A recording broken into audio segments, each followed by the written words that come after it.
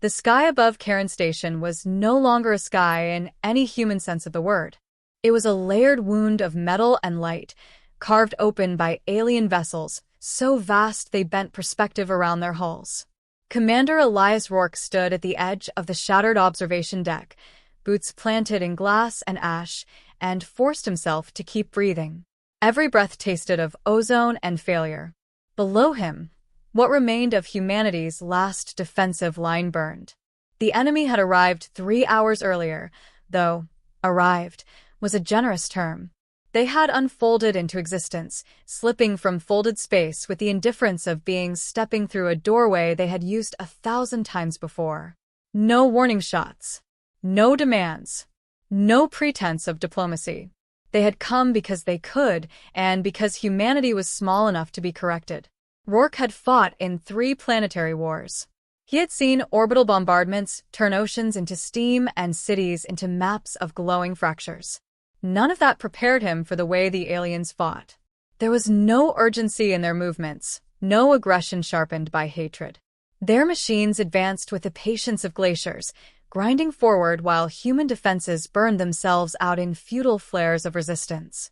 Behind Rourke, Captain Jonah Hale struggled to his feet, one arm hanging uselessly at his side.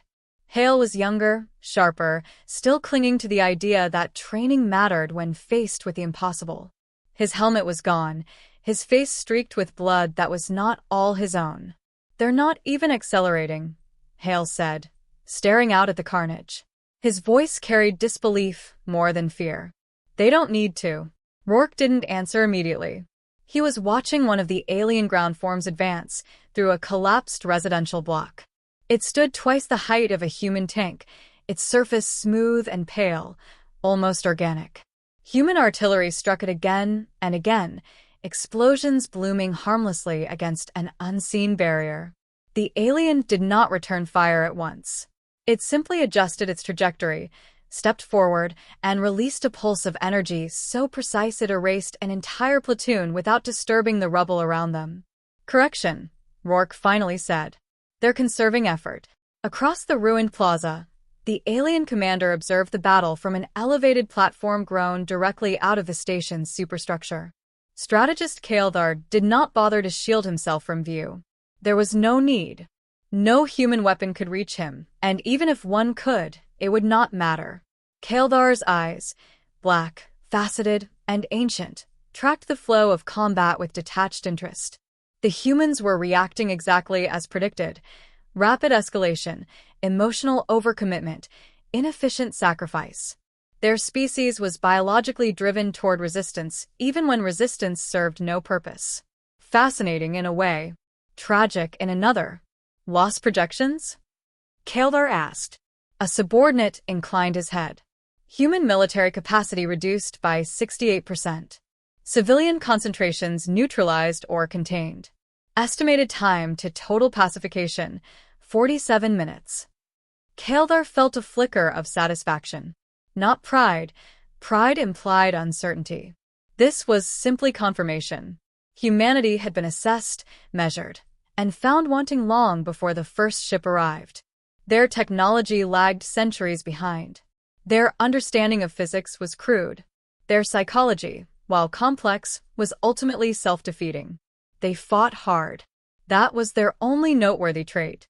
On the ground, Rourke watched another human fighter scream overhead, engines failing, before slamming into the station's outer ring. The explosion rattled the deck beneath his feet. Somewhere nearby, a man was crying, not shouting, not praying, just crying in raw, broken sounds that cut through the thunder of battle. Rourke turned away. If he let himself look too long, he would stop functioning, and command was the only thing he had left to give. He activated his comm, the channel clogged with overlapping voices, screams, static, and half-finished reports. "This is Rourke," he said, forcing authority into his tone. "All remaining units, fall back to secondary positions. Preserve lives where possible. Do not," he stopped himself. "Do not engage" was pointless advice. Engagement was unavoidable. Hale looked at him sharply. "Secondary positions won't hold." "I know," Rourke said. "But they'll buy time." For what? Rourke had no answer. He shut down the comm and stared out at the battlefield again, searching for something, anything, that suggested the universe had not already decided the outcome. The aliens advanced in perfect coordination. Their movements were not hurried, yet nothing escaped them. Every human tactic had been anticipated, every maneuver countered before it was fully executed. It was like watching a game played by a master against an opponent who didn't know the rules. For the first time in his career, Rourke understood what true asymmetry looked like. This wasn't a war. It was a demonstration. Kaeldar tilted his head slightly as new data streamed into his perception. Human resistance was collapsing faster than expected. Interesting. Emotional systems were destabilizing more rapidly under sustained pressure. Perhaps the species would break completely before physical annihilation became necessary. Prepare the final phase, he ordered calmly. Let them witness the conclusion. On the observation deck, the lights flickered. Power systems were failing across the station, one by one, as alien control fields tightened their grip. The air grew heavy, charged, as if reality itself were being compressed. Hale swallowed. They're ending it. Rourke nodded. He felt oddly calm. The fear had burned itself out, leaving only a hollow ache and a fierce, stubborn regret. Not for himself, but for what humanity might have been if given more time. More years. More chances. Below them, human soldiers were being herded back by sheer inevitability, forced into shrinking pockets of resistance. There was no dramatic last stand, no heroic reversal. Just exhaustion, confusion, and the slow realization that bravery was not enough. The alien platform began to glow, energy gathering for a final, decisive strike, one that would shatter the remaining defenses and make further resistance mathematically impossible. Rourke straightened his back. He would stand until the end. If history remembered this moment at all, he wanted it to remember that humanity did not kneel easily. The air went unnaturally still, as if the universe itself were holding its breath. And for a brief, fragile moment before the annihilation fell, it seemed that everything, alien and human alike, paused on the edge of an ending that felt absolute. It should have ended there. The silence that fell across Cairn Station was unnatural, as if the universe itself had taken pause. Commander Elias Rourke crouched behind a fractured wall of reinforced steel, scanning the battlefield with a practiced eye that found nothing worth hope. Every remaining human was pinned down, every weapon aimed uselessly, and yet, somehow, the tension in the air had thickened. Something, he could not name it, hovered at the edge of perception. Captain Jonah Hale pressed his back against the opposite side of the wall, one hand gripping his damaged plasma rifle, the other trembling slightly. "It's too quiet," he muttered, voice rough from shouting and exhaustion. Even they don't move." Rourke did not answer. He could feel the alien presence everywhere, emanating from the colossal warforms and their commanders above. The battle should have been over. The final strike should have come and gone. Instead, time seemed to stretch. Each second waited with the unbearable certainty of humanity's extinction. Then movement caught his eye. At first, it was subtle, almost easily missed, a single figure shifting forward from the scattered remnants of human lines. Not in combat, not in defiance, not as a soldier. A step. One deliberate, measured step across the cracked metal floor. The figure was small, far smaller than any human he had fought alongside. And yet the movement alone drew Rourke's gaze as if it carried gravity. Hale noticed it too, squinting through the smoke. What is that?" he whispered, voice catching. Rourke did not respond immediately. He watched the figure's foot touch the ground and carry weight, the motion impossible to dismiss as coincidence. In a battlefield where every life had become a statistic, every action weighed and measured, this single forward movement seemed inconsequential, and yet impossible to ignore. Above them, Kaeldar tilted his head, sensing the anomaly through the intricate network of alien perception. "A single human moves outside the pattern," he said, tone flat, analytical. "It is meaningless. Probability dictates immediate cessation. Observe only." The subordinates around him hesitated, but none intervened. There was no reason to. They had predicted human behavior, calculated all outcomes, and yet this step was not accounted for. It registered as insignificant, ridiculous even. The figure moved again, foot after foot, with a certainty that defied the calculated chaos around it. Rourke could feel his own pulse quicken. Not from fear, he had faced death too many times, but from recognition. This was an anomaly, a crack in the precise order the aliens imposed. A movement so small, so singular, that it had no apparent power. And yet it carried a weight his mind instinctively acknowledged. Hale leaned closer, whispering with a tremor that Rourke could hear even over the distant hum of alien machinery. "It's nothing. Just a girl. She can't. She's alone." Rourke's lips pressed into a thin line. Nothing about the battlefield made sense anymore, but that did not make the action irrelevant. The human line had been shattered, soldiers scattered and despairing, yet somehow the step defied the absolute rule of defeat. It was impossible, illogical, and entirely unexplainable. Kael'thar's sensors tracked the movement with meticulous precision. The energy output of the human minimal. No weapons, no shields, no detectable technology. Nothing that could interfere with the alien apparatus. And yet, a ripple passed through their defensive fields, a subtle vibration that the aliens' mathematical models could not account for. "Check systems," Kael'thar ordered. His voice held the same calm detachment as always, but there was an undercurrent of curiosity he rarely permitted. "Recalibrate parameters. An anomaly exists, but it is irrelevant. Confirm its null effect." A technician scurried to comply, hands moving over controls with unnatural speed. The readings came back the same. Nothing measurable. No threat. No alteration. Nothing. The data insisted the movement was meaningless. And yet, the ripple persisted. Rourke observed it all in silence. The humans he could see, scattered and wounded, began to pause, heads turning toward the figure. A fleeting glimmer of something long buried, confusion, perhaps hope, perhaps disbelief, passed over their faces. They had been trained to follow orders, to survive within impossible odds, but training could not explain what they were witnessing. Hale's hand gripped Rourke's shoulder. Do you see it too?" Rourke nodded once, silently. "I see it." His voice was low, deliberate. "And I don't understand it. But it matters." Kael'thar's malevolent composure began to show cracks, almost imperceptible to the untrained eye. He adjusted the alien focus fields, attempting to neutralize the anomaly, to assert control over the impossible. Every calculation insisted it should fail. Every protocol demanded eradication. And yet, the human continued her advance, step by measured step, untouched by chaos, untethered by fear. On the ground, male human soldiers exchanged glances, unspoken questions hanging between them. Their leaders were wounded, their strategies irrelevant, and their weapons impotent.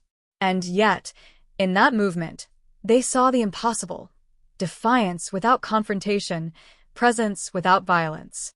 A single act that changed nothing, and perhaps everything. The alien warlord inclined his head, scanning the sensors. The anomaly produced no energy spike, no overt disruption, no detectable hazard. Still, the models failed. The calculations no longer predicted certainty. Kael'thar's subordinates waited for instructions that would never fully restore clarity. Rourke forced himself to breathe, each inhalation heavy with anticipation and dread. If this step was irrelevant, it would end in nothing. If it was not, well, he had no schema for what might follow. And that was the point. Humanity had always been a species of unpredictability, of emotional intensity exceeding logic, and in that small, solitary step, it was revealed. The figure moved to a place visible to both human and alien observers, standing defiantly in the open, silent yet impossibly present.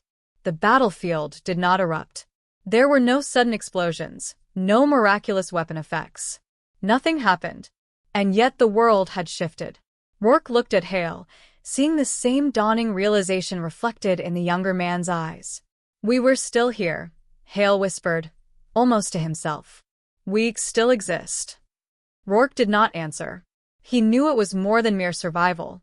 Something fundamental had changed, something the aliens would take notice of, even if they refused to name it. He understood, in the hollow certainty of despair, that the fight was no longer predictable.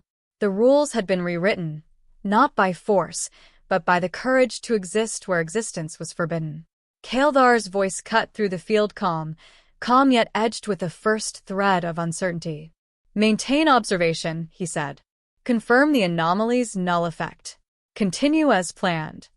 But even as he spoke, his internal calculus had already begun to falter. Probability no longer guaranteed certainty. Control had been challenged by something immeasurably small and immeasurably human. Rourke pressed a hand to his helmet, feeling sweat and blood alike running cold along his temple. He could not explain why, but he felt a flicker of possibility ignite in the pit of his chest. Not hope, not yet, but the first crack in absolute defeat. The battlefield had grown unnervingly quiet, a stillness that pressed against Rourke's chest with the weight of inevitability. Human soldiers crouched behind debris, rifles poised, yet even they sensed that something had shifted, though none could name it. The alien warforms continued to advance with the same deliberate, measured precision, yet a subtle faltering had begun, almost imperceptible to the untrained eye. Rourke's gaze swept over the ruined plaza. Captain Hale staggered toward him, gripping a twisted piece of metal that had once been part of a defense turret. His face, streaked with soot and dried blood, was pale, but his eyes burned with a first spark of disbelief. "They're hesitating," he said, voice barely audible. "I've never seen them hesitate." Rourke followed Hale's line of sight to the nearest alien ground form. It paused, not because of human fire, not because of threat, but as if the movement of that singular figure, the girl who had taken that impossible step, had registered somewhere deep in its operational algorithms. The alien's energy pulse that had wiped out a platoon minutes before now sputtered harmlessly into the rubble. Kael'thar observed from his elevated platform, his multifaceted eyes narrowing. Data streams scrolled across his perception faster than any human could comprehend, and yet anomalies persisted. The calculations insisted there should be no deviation. Probability demanded total suppression of the human line. And yet, something unquantifiable had begun. "Systems are erratic," muttered a subordinate alien technician, voice clipped and tense. "Shields fluctuate. Weapons output is inconsistent. Organic units are agitated." Kael'thar's had tilted, a gesture of curiosity tinged with irritation. Agitation was a term he had used only theoretically. Alien warriors were designed for control, for efficiency, for the unerring execution of strategy. But now, subtle biological disturbances rippled through their ranks, stomach spasms, elevated neural feedback, involuntary muscle contractions. The anomaly, though minuscule in physical terms, had begun to corrupt the predictable. On the ground, Rourke's squad noticed the hesitation immediately. Lieutenant Murad, wounded and leaning against a crumbled wall, whispered, They're off. They're not synchronized." His words carried both fear and a thrill he did not understand. This was the first tangible sign that the impossible might be possible. Rourke's mind raced. He had no illusions of victory.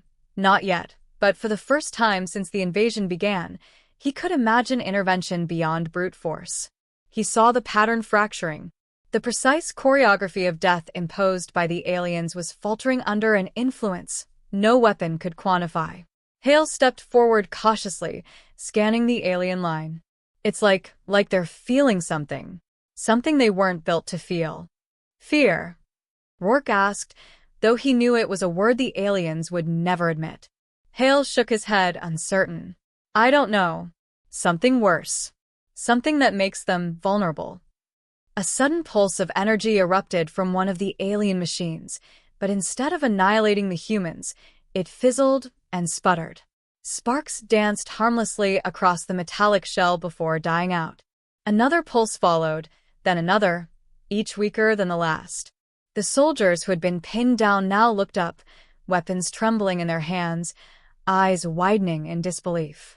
Kael'thar's voice cut through the ambient hum, crisp and commanding. Compensate for the anomaly. Reassert control. Identify the source of this disruption. Technicians scrambled to adjust energy matrices, recalibrate weapon systems, and suppress the rogue biological feedback. The alien warriors growled, a low, mechanical vibration of frustration, as they struggled to maintain the order they had always commanded effortlessly. Rourke recognized the moment as a rare opportunity. All units, regroup on my mark, he ordered into the calm, voice steady despite the chaos. Exploit the confusion. Preserve life where you can. The men and boys he commanded were battered, terrified, and exhausted, but the hesitation of their foes offered the first chance for action they had in hours. Hale glanced at him, doubt and hope warring in his gaze. We're actually? Yes, Rourke interrupted, tone sharp. But only if we stay smart. One misstep, and it's over. Remember that. As the humans moved, Kael'thar attempted a deeper analysis of the anomaly. The calculations were complex, impossible to model fully. The alien mind was logical, designed for certainty, yet the presence of this singular, deliberate human action had created an unquantifiable variable. The step, the small, seemingly meaningless step, was influencing the battlefield in ways Kael'thar had never accounted for. Even the biological units among the aliens, the engineered soldiers and towering enforcers, began exhibiting signs of stress. Muscles twitched without command. Sensors misread static signals. Coordinated movement slowed. The anomaly propagated through the ranks, subtle but unstoppable. Rourke's squad advanced, weaving through debris with cautious precision. Lieutenant Murad gestured toward a fallen drone, and Rourke nodded, understanding the unspoken command. Use what we can, but do not overextend. The battlefield, once a death sentence, had become a canvas of possibility, painted with hesitation and uncertainty. Hale's voice broke the silence again. I can't believe it, they're actually breaking formation. Don't celebrate yet, Rourke warned, though even he felt a tremor of anticipation. This isn't victory. It's opportunity. And opportunity has a short shelf life. The alien warlord leaned forward, scanning the affected battlefield with an intensity previously reserved for strategic deployment. Probability cannot be denied, Kael'thar murmured, more to himself than to anyone else. Yet here, in the presence of this anomaly, certainty falters. Rourke felt a surge of cautious adrenaline. Every human soldier, every shattered fragment of the defense, moved with renewed purpose. They were not attacking with firepower alone. They were responding to the fracture in the enemy's composure, exploiting hesitation, moving where opportunity existed. Hale fired a shot from a jury-rigged weapon, hitting an alien scout unit that froze mid-step before collapsing. The act was insignificant in isolation, yet monumental in context. The ripple of disruption had reached a critical threshold. Kael'thar's sensors were inundated with conflicting data. His subordinates faltered, recalibrating in panic. The first cracks in the alien command structure appeared, subtle gestures of confusion that spread faster than any virus. Rourke exhaled slowly, scanning the horizon. He could not yet declare victory. Humanity was battered and broken, but the battlefield had shifted in a single, irreducible way. The alien certainty of annihilation had fractured. A single act, a simple step forward, had sown the seeds of doubt, and in doubt lay opportunity. The soldiers around him, wounded and weary, began moving with renewed resolve. Fear still lingered, but it was now tempered by the glimmer of possibility, the knowledge that even against insurmountable odds, the outcome was no longer predetermined. The alien lines fractured. What had been precision and inevitability now looked chaotic, unpredictable, and fragile. Commander Elias Rourke moved through the shattered battlefield with cautious determination, the weight of exhaustion heavy on his shoulders, yet tempered by a sharp clarity he had not felt in hours. Every footstep was measured. Every glance swept for threats that might exploit their newfound advantage.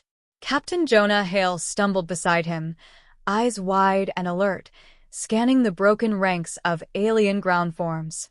"They're retreating," he said, voice barely above a whisper. The words seemed unreal, almost impossible. They had fought against overwhelming odds, and yet now, the enemy, calculated, confident, and previously unstoppable, was faltering. Rourke nodded once, letting his eyes linger on the retreating figures. "Not yet victory," he cautioned, voice steady. "But opportunity. That's all it is. We take it, or we vanish with the rest." The alien warlord, Kaeldar, perched above in his elevated platform, scowled, or whatever approximated a scowl in his alien physiology. Calculations that had never failed before now returned contradictions, anomalies the system could not reconcile. Each human action, even the smallest, chipped away at the structure he had imposed on the battlefield. One simple act, one single step, had seeded chaos in the machinery of conquest. Subordinates ran to adjust energy matrices, to compensate for the systemic disruptions. Each effort only amplified the instability, cascading failures rippling through command protocols and weapon arrays. Alien warriors convulsed and stumbled, their perfect coordination dissolving into reactive improvisation. They had been bred and engineered for order. Now, they faced disorder without understanding it. On the ground, Rourke signaled to the remaining human forces. Crippled weapons, jury-rigged armor, and improvised defenses now became instruments of exploitation. Lieutenant Murad waved toward a fallen drone, and Rourke gave the silent command to utilize whatever remained. Each human movement was deliberate, exploiting hesitation and uncertainty rather than brute force. Hale picked up a piece of alien tech, a sensor drone, examining it with quick, precise motions before redirecting it toward a damaged warform. The device interfaced unpredictably with alien systems, creating further disruption. Human ingenuity, resourcefulness, and instinct were now amplifying the subtle advantage that the single step had initiated. Kaeldar tilted his head, the alien equivalent of disbelief. His perception networks screamed inconsistencies. Logic could not account for these deviations. The battlefield was no longer an equation with a singular solution. For the first time, probability did not guarantee absolute domination. Rourke's squad pressed forward, picking through rubble and debris. Each step was cautious but confident, a measured reclamation of space previously surrendered. Even as casualties remained, the human line moved with renewed resolve. Fear lingered, but it no longer paralyzed. Possibility existed where, before, there had only been inevitability. Hale fired at a staggered alien unit, his shot precise. The warform faltered, then collapsed, its energy circuits overloaded by the cascading effects of human interference. Other soldiers followed suit, not with overwhelming force, but with focused intent, exploiting every flaw. What had once been hopelessness became a series of small, deliberate victories. Above them, Kaeldar attempted to reassert dominance. "Redirect fire. Override anomaly. Restore order," he commanded, but his subordinates faltered, confused by the unpredictable sequence of events. Chaos had entered the equation, and it was alien in nature. The act so unremarkable in isolation, had become the fulcrum of resistance. Rourke paused atop a fractured wall, scanning the battlefield. Human lives were still fragile, scattered, and scarred by the relentless assault, but the momentum had shifted. He met Hale's gaze. "We survive," he said simply. Not triumphant, not exultant, only stating the hard fact. Survival was the first victory. Murad appeared beside them, clutching a makeshift rifle. "They're pulling back," he reported, breath ragged. No one expected this." Rourke's gaze drifted toward the horizon, where alien forms retreated, faltering under the weight of a disruption no weapon had caused. The battlefield's geometry, once precise and oppressive, had softened into unpredictability. Humanity had endured not through strength alone, but through persistence, defiance, and the unpredictability that alien logic could not model. Kaeldar's voice, usually unwavering, was now laced with tension as he observed the retreat. "Recalculate. Compensate for the human factor," he muttered, tone clipped and strained. There was no arrogance left. The certainty of annihilation had dissolved under the influence of one small, simple action. Rourke lowered his weapon and allowed himself to take a breath that did not carry tension. The battlefield still bore scars, fires still smoldered, and the dead lay scattered, but the humans who remained moved with purpose. They were not victorious yet, but they had taken a step back from extinction. A single step had shown them a path forward. Hale glanced toward the distant figure, the one whose action had sparked the change. She remained motionless, silent, almost ghost-like amid the devastation. Rourke did not approach, did not speak. The significance of her step was already etched into the battlefield and into the minds of all who had witnessed it. It was a reminder that even the smallest act could alter inevitability. "History will remember this," Rourke murmured, almost to himself. "Not the weapons, not the numbers this moment. The defiance." Hale nodded, eyes scanning the retreating alien forces. "They'll think twice next time." Rourke allowed himself a tight smile. "If there is a next time, we'll be ready. Not because we're stronger, but because we refuse to yield." The alien warlord observed the humans, data streams unable to reconcile the anomaly with known physics or psychology. Uncertainty had entered a system designed for perfection. Probability had failed. The war had not been won by strength, but by persistence, by unpredictability, and by the courage to act where action seemed irrelevant. Rourke turned back to his squad, seeing in their eyes a fragile but undeniable spark of determination. Each man bore scars. Each carried the weight of survival, but together they moved forward. The battlefield was quiet now, save for the occasional collapse of alien machinery or a distant pulse of residual energy. And somewhere in the quiet, the singular step forward remained, echoing across the ruined expanse, unremarkable yet monumental. The battlefield had changed, not because of overwhelming firepower, but because someone had dared to act when all expectation insisted nothing could matter. The fight had always seemed one-sided, a display of inevitability. But now, in the fractured ruins of Karen,